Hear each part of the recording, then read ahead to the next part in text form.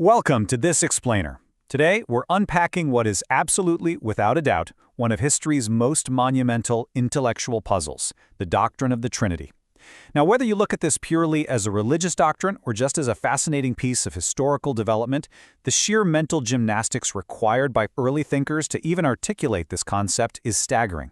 I mean, it's a puzzle that literally laid the groundwork for huge portions of Western philosophy and really our whole understanding of human existence itself.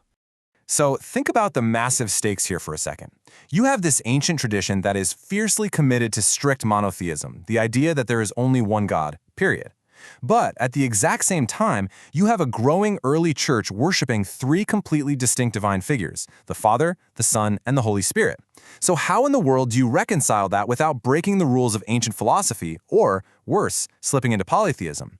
Well, that's exactly the ultimate question we're answering today, leaning heavily on Dr. Robert Peterson's deep dive into this theology.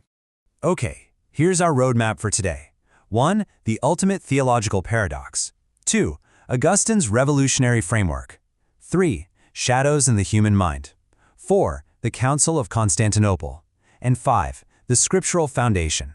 Let's get right into it. Section 1. The ultimate theological paradox.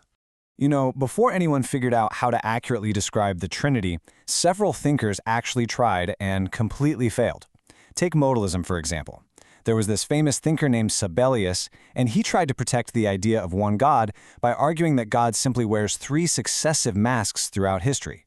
So first he appeared as the Father in the Old Testament, then he swapped masks to become the Son in the Gospels, and finally he appeared only as the Holy Spirit after Pentecost. It sounds kind of logical, right? But it ultimately failed the orthodoxy test, mostly because the church recognized that to be true to their foundational texts, these three had to exist simultaneously, not just one after the other.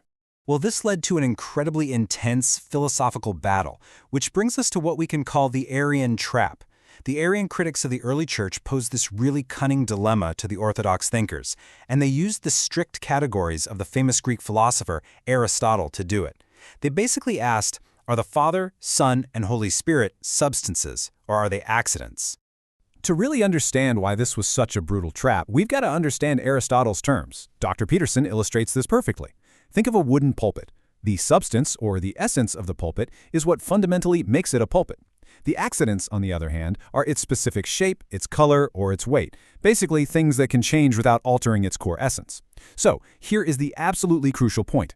God has no accidents. He is perfect and simple. But if you tell the Arians that the Father, Son, and Spirit are three distinct substances, well, boom, you've just admitted to polytheism, three independent gods. The early church literally had their backs against the wall here.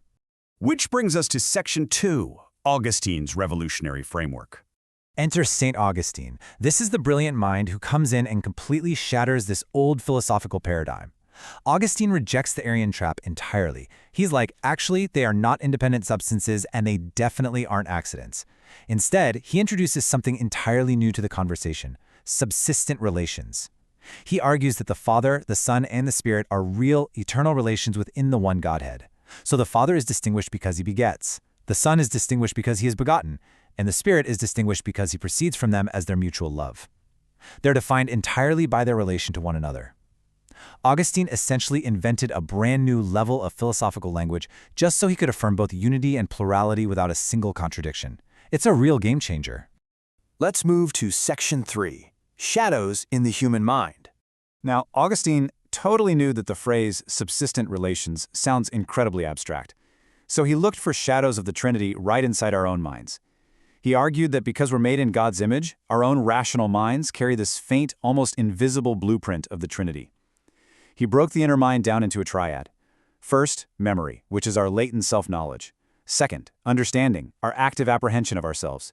And third, will, which is the love that sets this whole cognitive process in motion. Three completely distinct faculties, operating perfectly together, forming one single, indivisible human mind. Now look, if your brain is starting to hurt just a little bit right now, trust me, you are not alone. As Dr. Peterson points out in his lecture, and I love this, he says, phew, if you find this confusing, welcome to the human race. Welcome to the non-genius category.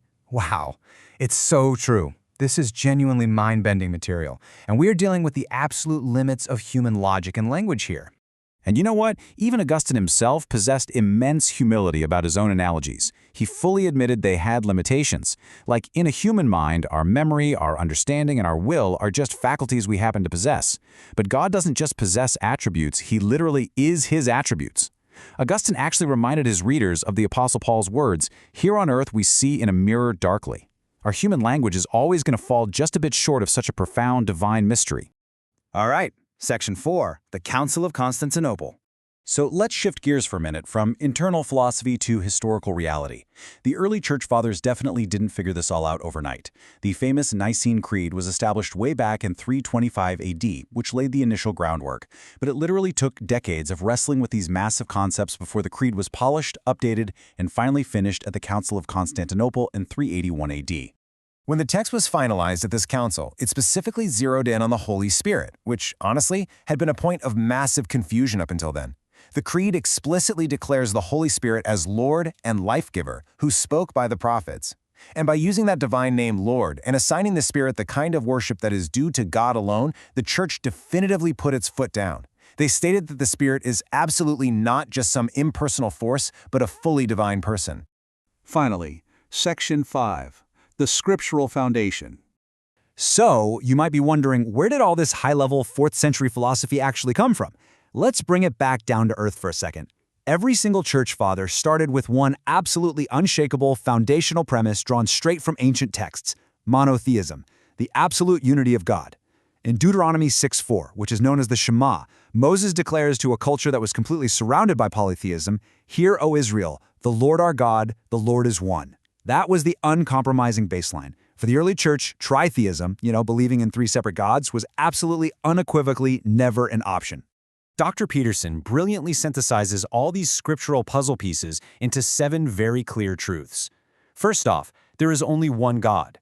Yet, the Father, the Son, and the Spirit are each fully God. And finally, these persons are distinct and inseparable, existing in perfect equal unity. Now, sure, the early texts don't give us a full-blown, philosophically mapped-out doctrine of the Trinity, but when you lock these 7 scriptural statements together, they point directly, like an arrow, to the framework Augustine and the councils worked so incredibly hard to articulate. Ultimately, all of this builds up to a really profound distinction Augustine made in his writings, and it's the difference between use and enjoyment. He says we use things as a means to an end, but enjoyment, that pertains to God alone. He is the highest end, not a means to get something else. So when we're dealing with a concept as deeply complex and mysteriously beautiful as this, you have to ask yourself, are you just trying to use this knowledge to win an argument or solve a puzzle, or are you ready to simply enjoy the profound mystery of it? It's a lingering question about our pursuit of knowledge that I'm going to leave you to ponder today. Thanks so much for joining me for this explainer, and keep learning.